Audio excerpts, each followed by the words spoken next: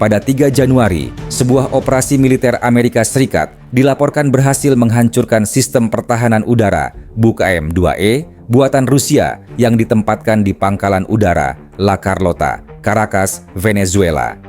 Serangan udara ini merupakan bagian dari operasi yang lebih luas yang menargetkan infrastruktur militer strategis di ibu kota Venezuela.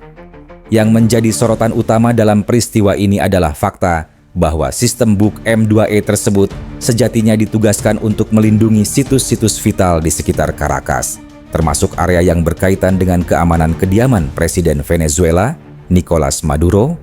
Namun, sebelum sempat menjalankan fungsinya secara optimal, sistem pertahanan udara itu justru lebih dulu dilumpuhkan.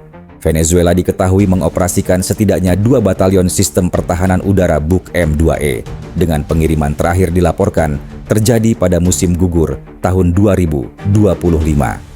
Sistem ini secara teori memiliki kemampuan yang cukup mumpuni, termasuk kapasitas untuk menyerang hingga 24 target udara, sekaligus dalam radius sekitar 20 km. Dengan spesifikasi tersebut, Buk M2E seharusnya mampu menghadapi ancaman helikopter atau pesawat terbang rendah yang digunakan dalam operasi khusus. Namun, kenyataan di lapangan berkata lain. Sistem pertahanan udara tersebut diduga lumpuh akibat serangan peperangan elektronik atau jamming yang sangat intens dari pesawat pendukung Amerika Serikat. Gangguan sinyal ini menyebabkan radar Buk M2E gagal mengunci target, sehingga tidak mampu meluncurkan rudal sama sekali sebelum akhirnya dihancurkan. Peristiwa ini pun menjadi perhatian luas, termasuk di Indonesia. Mengutip laporan dari indomiliter.com, hancurnya Buk M2E Venezuela menarik perhatian pengamat militer karena sistem tersebut memiliki kemiripan fisik dengan Buk MB2K, varian modern yang saat ini tengah dilirik oleh TNI melalui kerja sama dengan Belarus. Meski tampak serupa dari luar, kedua sistem ini memiliki perbedaan mendasar di sisi teknologi.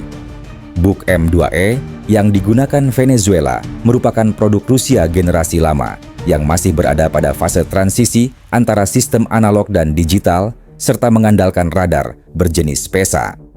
Keterbatasan inilah yang diduga membuatnya rentan terhadap gangguan elektronik modern. Sebaliknya, Buk MB2K versi Belarus telah mengalami modernisasi menyeluruh secara digital. Sistem ini dibekali pemrosesan sinyal mutakhir dan algoritma Electronic Countermeasures atau ECCM yang jauh lebih canggih, sehingga lebih mampu menyaring gangguan dan sinyal palsu. Selain itu, sistem ini terintegrasi dengan rudal terbaru 9M318 yang meningkatkan jangkauan tembak hingga 70 km, jauh di atas kemampuan rata-rata Buk M2E Venezuela yang berkisar 40 hingga 50 km. Pengalaman Venezuela ini menjadi pelajaran penting tentang bagaimana sistem pertahanan udara modern harus mampu bertahan bukan hanya dari serangan fisik, tetapi juga dari peperangan elektronik berintensitas tinggi, sebuah faktor krusial dalam konflik udara modern saat ini.